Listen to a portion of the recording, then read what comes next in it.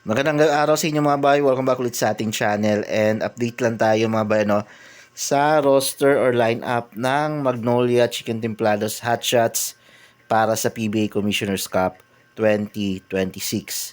So narito yung kanilang full lineup and roster mga bay Pinakauna na dyan si Pedro Alfaro, jersey number 17. James Lapot, jersey number 42. Ian Sanggalang, jersey number 10. Pang-apat si Mark Andy Baroka, jersey number 14. Pang-lima naman si Russell Scotto, jersey number 88. Pang-anim si Jeron Lastimosa, jersey number 30. Pang-pito si Paulo Taha, jersey number 0. Pang-walo si Rome De La Rosa, jersey number 19. Pang-siyam si Gab Gomez, jersey number 13.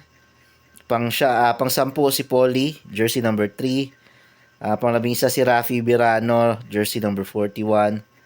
Pang-labing-dalawa si Javi Gomez de Liano, jersey number 2. Pang-labing-tatlo si Xavier Lucero, jersey number 22.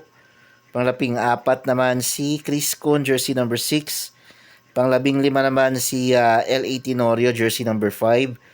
Playing coach si L.A. Tenorio pa rin mga bay, para sa papalapit na PBA Commissioner's Cup 2026. Yan. And then, yung kanilang import is si Terrell Brown Suarez. Yan. So, bale, nakalista dito sa kanilang official roster is 16-man pool mga bay, So, I think kailangan pa nila magbawas dito kasi 12 lang. So, sa reserve and injured list, wala. Head coach L.A. Tenorio.